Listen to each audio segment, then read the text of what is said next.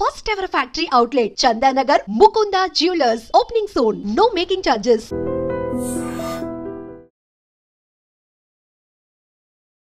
నమస్తే, welcome back to IT media. నేను మీ ఝాన్సీ.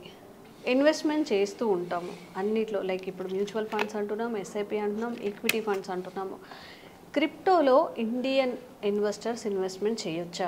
అసలు క్రిప్టో జోలికి మనం వెళ్తే మనకి ఎలాంటి పరిణామాలు చోటు చేసుకునే అవకాశం ఉంటుంది? అంటే రేట్స్ హైగా ఉన్నప్పుడు ప్రాఫిట్స్ వస్తాయా, ఒక్కసారి లాస్ అవుతామా?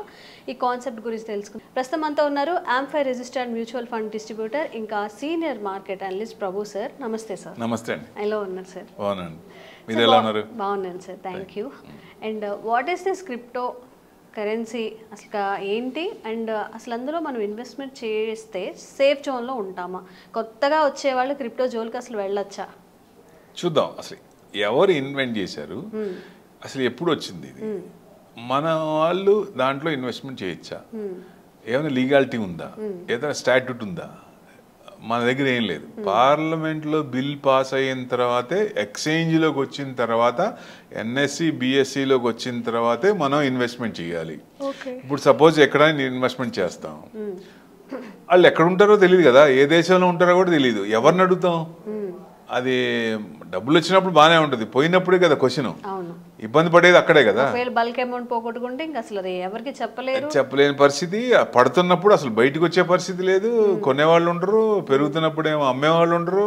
డిఫరెంట్గా ఉంటుంది. అంటే కంట్రోల్స్ ఏమి ఉండవు.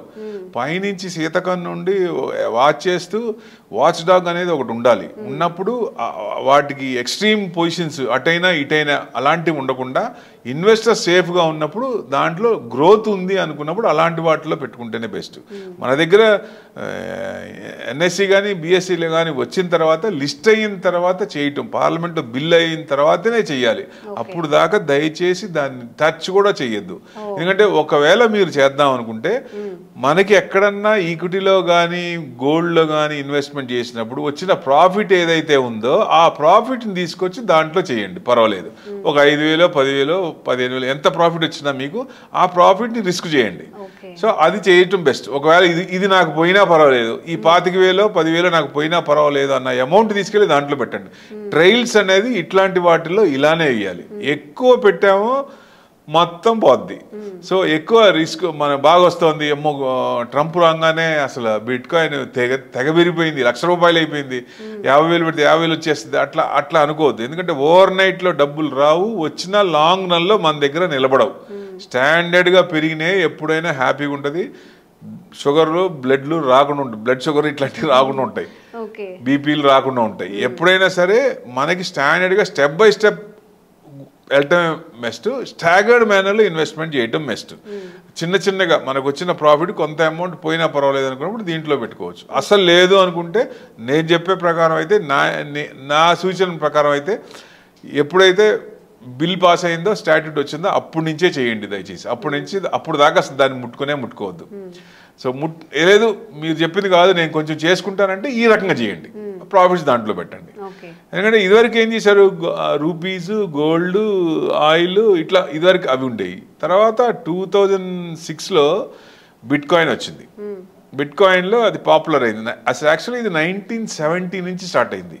ఎవరు, డేవిడ్ షామ్ అనే ఆయన ప్రోగ్రామ్ రాసి, దాని ప్రకారం C++ కంప్యూటర్ ప్రోగ్రామ్ రాసి దాని ప్రకారం చేసిన తర్వాత కొంతమందిని యాడ్ చేసుకున్న తర్వాత, అంటే గవర్నమెంట్ కంట్రోల్లోనే ఉండాలి అనే ఉద్దేశంతో కొంత స్టార్ట్ చేశారు అది.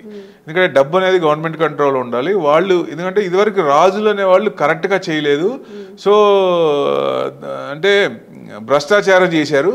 సో ఇప్పుడు గవర్నమెంట్ ఇది వస్తే డిస్ట్రిబ్యూట్ అవుతుంది కాబట్టి ఇట్లా చేయొచ్చు అనే ఉద్దేశంతో పెట్టిన తర్వాత ఆ ప్రోగ్రామ్ అంత సక్సెస్ కాలేదు. సో అది C++ ప్రోగ్రామ్ రాసింది సక్సెస్ కాలేదు, దాన్ని సక్సెస్ చేయలేకపోయారు. సో అక్కడతో ఆగిపోయింది. తర్వాత ఏమైంది, చిన్నగా శ్యామ్ అనే ఆయన డిజీ క్యాష్ 1980లో బిట్ కాయిన్ ఒకటి వచ్చింది. తర్వాత వేదాయ్ అనే బీ క్యాష్ అంటారు. ఇట్లా డిఫరెంట్ చాలా ఉన్నాయి. కుక్కలో, నక్కలో, ఇటు ఎవరు పడితే వాళ్ళ పేర్లు పెట్టుకొని ఏదో చాలా డిజిటల్ ఇది బిట్ కాయిన్స్ చాలా వచ్చేసినాయి. సో ఒక తరీకా అంటూ లేదు. డిఫరెంట్ ఎవరు ప్రోగ్రామ్ రాసుకుంటే వాళ్ళ ప్రోగ్రామ్ దాన్ని బట్టే ఇది చేసుకుంటూ వచ్చారు. కాకపోతే ఇక్కడ ఏంటంటే ఇప్పుడు ఏదన్నా మన ఒక రూపాయి ఉంటే ఆ రూపాయి మీద ఒక కరెన్సీ నెంబర్ ఉంటుంది. ఇది డూప్లికేట్ అని ఎలా తెలుస్తుంది? ఈ నెంబర్ మళ్ళీ రొటేట్ వస్తే ఓ నెంబర్ ఒకటి ఒక రూపాయి డూప్లికేట్ అని తెలుస్తుంది. సో దీంట్లో ఈ డూప్లికేట్ అని అనుకోండి, ప్రివెంటింగ్ డబుల్ కౌంటింగ్ ప్రాబ్లం అనేది ఎలా తెలుస్తుంది? దానికి బాగా సెంట్రలైజ్ చేసి కంట్రోల్ ప్రాబ్లం సాల్వ్ చేద్దాం అనుకున్నారు కానీ కాలేదు. తర్వాత 2006లో సంతోషి నకమోటో అని ఆయన మళ్ళీ రీప్రోగ్రామ్ చేసి దాన్ని సక్సెస్ చేశాడు. వాళ్ళందరికీ మెయిల్స్ కొట్టి, పాత వాళ్ళందరికీ ఉన్నది నేను ఇట్లా చేస్తున్నానని చెప్పి వాళ్ళు కూడా ఇది చేసుకొని మళ్ళీ చర్చలు అన్నీ నడిచి తర్వాత సక్సెస్ అయింది. అప్పుడు ప్రాబ్లం సాల్వ్ అయింది అనుకోవచ్చు ఒక రకంగా. అంటే peer to peer electronic cash system, అంటే డబుల్ కౌంటింగ్ ప్రాబ్లం సాల్వ్ అయింది ఈ ప్రోగ్రామ్ వల్ల అనేది అప్పుడు బిట్ కాయిన్ బయటకు వచ్చింది. సో ఇది బిట్ కాయిన్ బయటకు వచ్చిన వరుస. సో ఇప్పుడు ఇండియన్స్ అంటే మిగతా యుఎస్లో అందరూ బిట్ కాయిన్ చేస్తున్నారు. ప్రతి ఒక్కళ్ళు మార్కెట్లో పెట్టిన వాళ్ళు, ఈక్విటీ పెట్టిన వాళ్ళు అందరూ బిట్ కాయిన్ చేస్తున్నారు. మనకు కూడా అవకాశం ఉంది, ఆన్లైన్లో కొంత చెయ్యొచ్చు. కానీ అది నెలకి 10 to 15% ఇస్తుంది అక్కడ. బట్ పడినప్పుడు బాగా పడుతుంది, విపరీతంగా పడుతుంది. పెరిగినప్పుడు ట్రంప్ వచ్చినప్పుడు పెరగడం కూడా అంతే పెరిగింది. సో అంటే కంట్రోల్స్ లేవు కాబట్టి మనకి కంట్రోల్స్ ఉండాలంటే ఒక లీగాలిటీ సిస్టమ్ ఒకటి ఉండి కంట్రోల్ చేస్తూ ఉంటేనే బెస్ట్. అలాంటప్పుడే మనం ఇన్వెస్ట్మెంట్ చేయాలి. ఏదైనా గ్రోత్ అనేది ఓవర్ నైట్లో రావాలి, నాకు 1,00,000 పెడితే 2 లక్షలు రావాలి అనుకునేది తప్పు. సో అట్లా ఏది రాదు. ఒకవేళ వచ్చినా అది లాంగ్ రన్లో నిలబడదు, నిలబడే ఛాన్స్ లేదు. చూసాం కదా, ఎక్కువ ఇంట్రెస్ట్ వస్తామని చెప్పి ఏం చేశారు, అసలే మోసకం పోయాయి. అట్లాంటివి కాకుండా స్టాండర్డ్గా వెళ్తామే బెస్ట్. అలా రిటర్న్స్ వచ్చినాయే మంచి బెస్ట్, అలాంటి కంపెనీల్లో పెట్టుకోవాలి. సో బిట్ కాయిన్ అనేది ఇప్పట్లో మనం టచ్ చేయకపోవటమే మంచిది. దయచేసి ఇది ప్రతి ఒక్క ఇన్వెస్టర్కి విజ్ఞాపన. 100% అసలు దానికల్లే చూడొద్దు. మనకి సేఫ్ సైడ్ చాలా ఉన్నాయి కాబట్టి అందులో ఇన్వెస్ట్ చేసుకుంటే బాగుంటుంది. దాని ప్రకారం వెళ్తేనే ఉత్తమం. దీనికి ఎలాన్ మస్క్ కూడా కామెంట్ చేశాడు. ఆయన ఈయన నకమోటో, అదే మన సంతోషి నకమోటో, ఆయన ఏలియన్ అని ఎప్పటి నుంచో ఉన్నాడని అన్నట్టు ఆయన కూడా కామెంట్ చేశాడు. సో డెఫినెట్గా ఇది ఇట్లాంటివి మనం వినకుండా ఉండి మంచిగా ఇది చేస్తేనే బెస్ట్. ఎందుకంటే ఎప్పుడు ఎక్కడ ఎట్లా వచ్చిందో కరెక్ట్గా ప్రోగ్రామింగ్ ఉందే కాబట్టి కరెక్ట్ రూల్స్ అండ్ రెగ్యులేషన్స్ ఉండవు దానికి. సో అలా రూల్స్ అండ్ రెగ్యులేషన్ దాంట్లో మనం గుడ్డిగా దాంట్లో డబ్బులు పెట్టే పరిస్థితి ఉండకూడదు, చెయ్యకూడదు కూడా ఎవరొకళ్ళు, దానికల్లే చూడకూడదు అని ఉద్దేశం. అట్లా ఉండకుండా మామూలుగా మంచి కంపెనీలు, ఈక్విటీలోనే మంచి కంపెనీలు సెలెక్ట్ చేసుకోవడం బెస్ట్. ఇంకా ఏమన్నా గవర్నమెంట్ ముందుకొచ్చి ఏమన్నా స్టాట్యూట్ మార్చి, బిల్ పెండింగ్లో ఉంది పార్లమెంట్లో, సగం వరకు వచ్చింది కానీ మిగతాది అదర్ అపోనెంట్ పార్టీస్ యాక్సెప్ట్ చేయలేదు.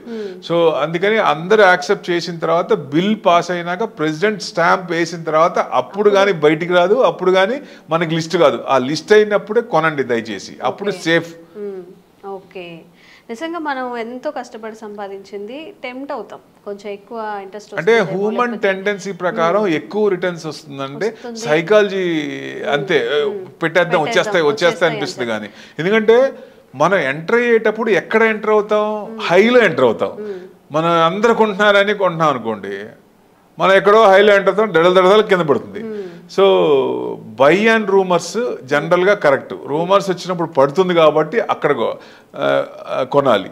సెల్ ఆన్ రైజ్ అంటే బాగా పెరిగినప్పుడు అమ్మాలి. మనం ఏం చేస్తాం, పెరిగినప్పుడు కొంటాం, పడినప్పుడు అదే, దానివల్ల మనకు నష్టపోతాం. ఓకే, సో ఇవన్నీ గుర్తుపెట్టుకోండి. ఏదైనా ఇన్వెస్ట్మెంట్ చేసేటప్పుడు చాలా జాగ్రత్తగా మన డబ్బులు ఎలా సేఫ్ సైడ్ ఉంటాయో ఆ విధంగా ఇన్వెస్ట్ చేసే ప్రయత్నం చేయండి. Thank you sir, thank you so much.